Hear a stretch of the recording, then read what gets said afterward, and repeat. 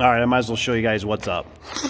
So after being over there, you can't see it, but over there, getting the spring up, the spring is identical to this spring, and the bolt pattern's a lot wider. So the problem is I really want these brackets. Those are the right brackets to have right there. Now, and one thing too is they got a nice big old concrete wall here, which is all solid compared to over there where it's all crumbling. So I think what I want is I want that bracket, but over there, since it's all crummy, I want to weld it on. And then they also have a mid bracket right there. And that's really the right way to do it, because these springs are so heavy, it'll actually make that shaft bow, which actually puts a lot more stress on that bearing. And it can do more stress on this bearing, and it can also make your center coupler start walking funny. And I haven't even checked it, but let me check. You know, all these feel tight. They feel good. You know, we put these in there, split collars as a second chance. It just keeps it from failing. So this is really the right way to do it. This looks great. So I got somebody looking for some brackets right now, and the little let me show you. The little, I call them football bearings, whatever you want to call them.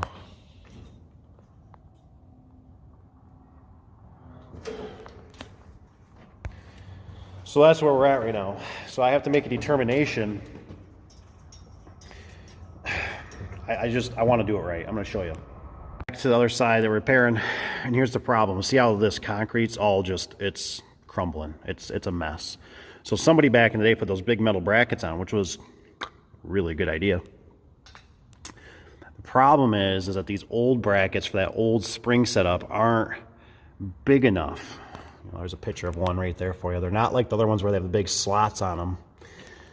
And so, let me see if I can get a little closer here. So the problem I'm running into is also that, see my holes way down here? Even if I pivot my hole to be right there, I don't have enough meat. I don't think I can get this spin. It's like I'm sitting just like that, up in La La Land there. And so I almost thought about putting a bolt, but it would be tinking back and forth up here, and it's just not the right way to do it. And so this is one of those situations. This is one of those situations that you're really. I need everybody to understand this. I can make it happen. I can make it happen. But do I feel comfortable that it's going to last a year or 2 or 3? I don't. So I really want to do it right, because the thing is I have to look out for the next guy. I don't know how long this garage door is going to be here. I don't know if it's going to be here for another 5 or 10 years. They replaced these doors maybe about 8 years ago. But the problem is that I'm looking out for the next guy. The next guy might be me. But I know it'd be a lot nicer to come to those brackets that are over there than this cob, you know, redneck looking thing, you know what I mean, all pieced together. It'd be nice to have the regular bracket on here, and it'd be nice to get it welded on here, so it's here permanently. I'm worried about bolting it. Bolts could shear, bolts could get slack in them, so I think I'm going to get the welder. And this is one of those things that today is my opportunity, because nobody's here. Nobody's here. Look at this, friends. Look at that. I got all that room to bring in a trailer and the welder, and even though I got to bring the welder up here, which I'm looking into a bigger one so we can have leads that just come out of it, because that's the way to go. Because we're doing big boy stuff and we need big boy toys, or big boy equipment, not toys. So that's my options right now, and that's where I'm at. So I think I'm gonna do it right. I don't know exactly for sure what I'm gonna do over here in the brick area. If I do a mid mount, I'll do a piece of angle or something, but just be nice to have the option to weld something if I want to. And I also need to make sure I got some concrete anchors, so I'm gonna do that right now. So we'll see you in a little bit. Alrighty, so we are back to the rigging. The rigging is working good. I'm so happy I put that rigging up. So right now I gotta have him, sounds like, I don't know. Anyways, so I got it pointing this direction to help put pressure on this so the spring doesn't roll off. I got to take it off so I can put that mid bearing in eventually. And so right now, while I'm waiting, I'm gonna try to get this out of the way and grind it down. I still want this bracket because this thing's nice and beefy. So I got to either make some decisions how I'm going to get rid of this, but I'll get it one way or another. All right, I had to go run and get the big guns. I want to make sure I got a welder. I got everything because I don't need this job taking any longer, and it needs to be done right. So we went and got the old black trailer. See what we can do. Check this out, boys. We're getting real. I'm gonna throw a laser across this bad boy. It looks pretty good over there. It's in the realm, but actually these ones right up here, it's not sitting too good. That one's sitting pretty good, but it ain't sitting too pretty on the rest of those. So, well, we're changing those, so we'll make it right. All right, friends, it's time. I'm gonna bust this thing out. I never used it. It's for pressing in bearings. I just sat up there and beat on it with a hammer, and I dropped both of them. I dropped both my bearings, and somewhere they're on the ground here. So I gotta look for them. I'll go back up. So never used it, but the screw comes in here. The concept, this bolt, and this is gonna suck it together. I can't do it with. I need both hands, and this is a cavity in here. This is hollow.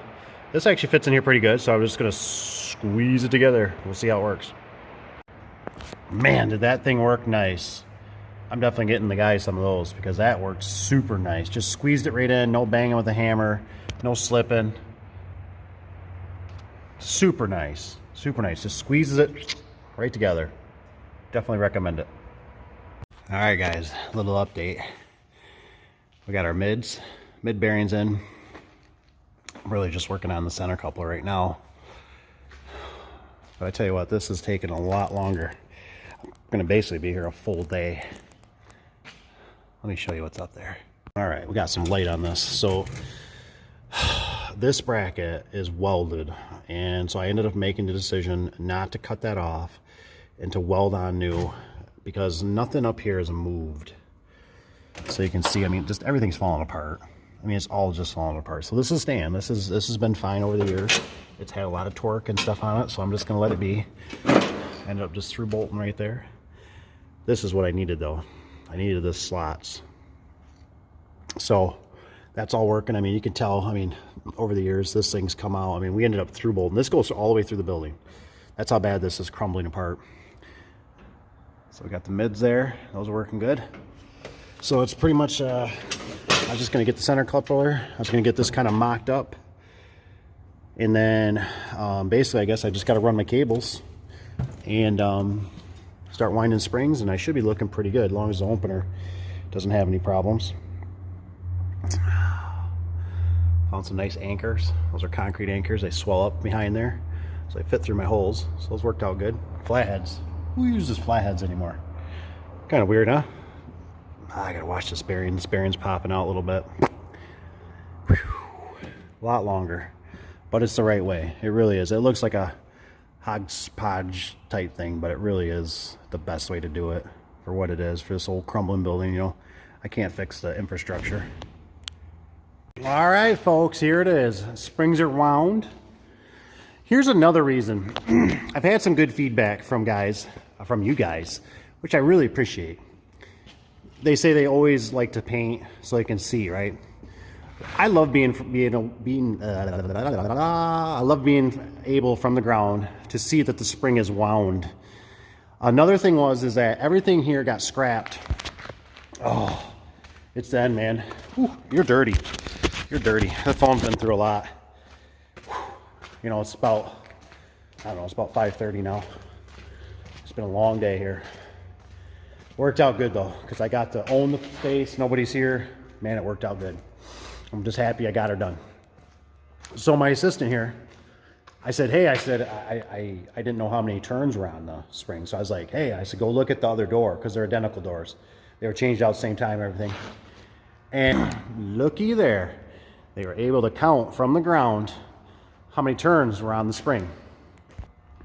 I also had them verify the ones in the back of my vehicle, how many turns were on that one too. So we were in the 10 to 12 range for turns, and that helped out a lot. So what I'm saying is I just cannot stress enough how to identify.